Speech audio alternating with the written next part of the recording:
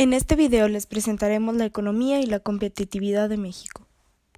El 6% de los 1.300 presidentes de empresas multinacionales consultados en dichos estudios afirma que es importante intervenir en México, pensando en hacer crecer sus negocios, aunque algunos sectores pueden resultar más atractivos que otros, en específico debido a la cotización del dólar.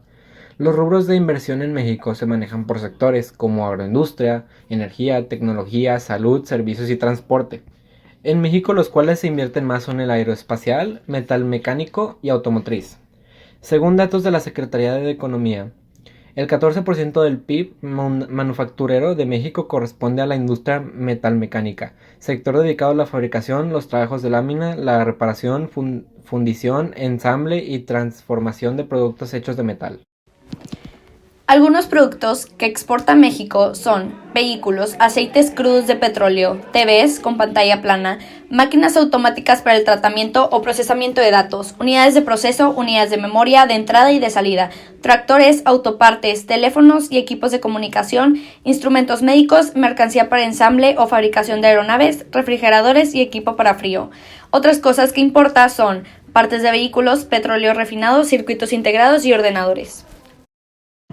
Los principales socios comerciales de México son Estados Unidos, China, Japón, Alemania, Corea del Sur, Canadá, Malasia, Italia, Tailandia y Brasil. La política macroeconómica es la política que se encarga del régimen monetario, fiscal, comercial y cambiarlo, como también del crecimiento económico, la inflación y las tasas nacionales de empleo y desempleo. Las dos políticas macroeconómicas que existen son la política fiscal y la política monetaria. La política fiscal expansiva se bajan los impuestos cuando hay un alto crecimiento económico y en la contractiva se usa cuando hay una demanda agregada excesiva y se aumentan los impuestos. La política monetaria expansiva sirve para incrementar la inversión, reducir el desempleo y conseguir crecimiento económico, mas este método puede provocar inflación. La restrictiva reduce la cantidad de dinero cobrando más impuestos para beneficiar al gobierno, pero el abuso de esto decrece el crecimiento económico y aumenta el desempleo. El poder legislativo es el único que puede cambiar los impuestos, mas las ideas del uso del dinero pueden provenir del poder ejecutivo. Estas ideas deben ser presentadas a la Cámara de Diputados. Los organismos que se encargan de determinar la política fiscal en México son la Secretaría de Hacienda y Crédito Público y el Servicio de Administración Tributaria. Los indicadores macroeconómicos más significativos de México son el PIB per cápita, la inflación y el índice de desempleo. Las instituciones económicas internacionales influyen en la toma de decisiones de la política macroeconómica, apoyando mejoras en eficiencia, coordinación económica y soportes financieros. Ellos proveen asistencia económica y técnica. Existen dos políticas extras que son menos conocidas, como política cambiaria, que es un conjunto de criterios, lineamientos y directrices con el propósito de regular el comportamiento de la moneda nacional, y la política de ingresos, que es el control de los salarios y precios, que está enfocado principalmente hacia la estabilidad de los precios y el control de la inflación. La competitividad es la capacidad de una persona u organización para desarrollar ventajas competitivas con respecto a sus competidores y así conseguir una posición destacada en su entorno. Generalmente se basa en una ventaja competitiva, por ejemplo, en cierta habilidad, en recursos, tecnología o atributos que hacen superior al que la posee. Es más un concepto relativo en donde se compara el rendimiento de una persona o organización con respecto a otras. La competitividad llega a ser muy importante con referencia para la toma de decisiones sobre inversión, para, ya sabemos, establecer una empresa, expansión empresarial o cambio de sede, ya que ofrece un diagnóstico sobre muchos elementos que son vitales para la operación de las empresas, como nivel educativo de la población, condiciones de salud, infraestructura disponible, entre muchas cosas.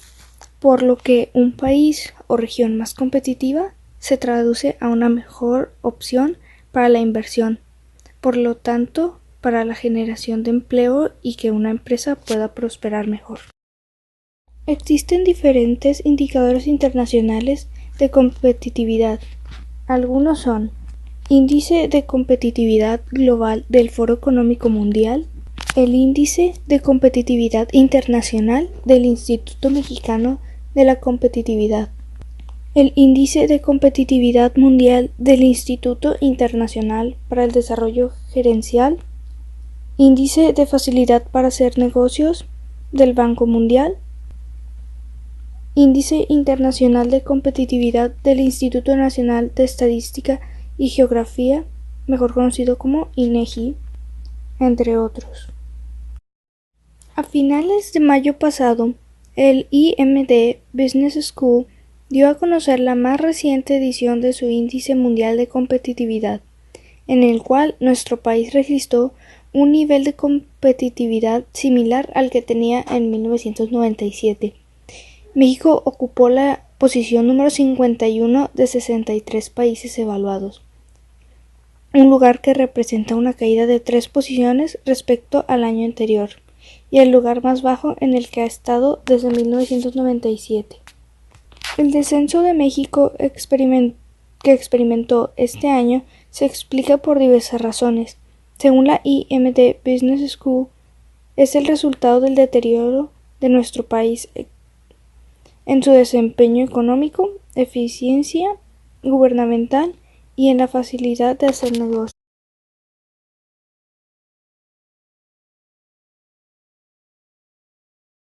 En mi opinión, la forma en la que se impacta la estructura y funcionamiento del modelo económico mexicano en el respeto a los derechos humanos, la búsqueda de justicia social y práctica de la democracia, es que mientras tengamos una base de nuestro sistema económico más responsable y justa, el nivel de economía subiría y de delincuencia en nuestro país podría ser menor, ya que así se podría controlar mejor algunos de los negocios, así verificando que todo esté a favor de la ley y asegurándose que no haya involucrados, en este caso empresas, en acciones ilegales que son a su favor, pero dañan los derechos humanos y la justicia social en nuestro país.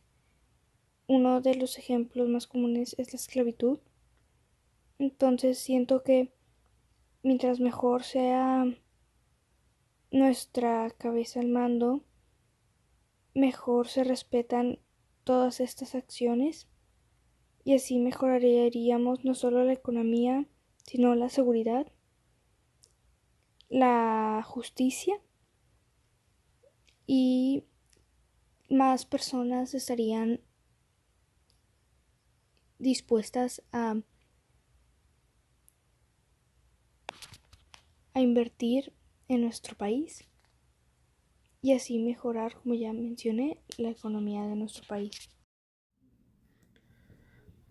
En mi opinión, la forma en que se impacta la estructura y funcionamiento económico de México con los derechos humanos, la búsqueda de justicia y práctica de la democracia son que antes se solían rendir cuentas a gente que manejaba los negocios como la mafia en ciertas partes de México. En mi caso, mi familia, su negocio industrial llegó a pasar eso en ciertos tiempos. Hoy en día ya no se permiten este tipo de prácticas. Claro que sigue habiendo en forma clandestina y bajo las leyes.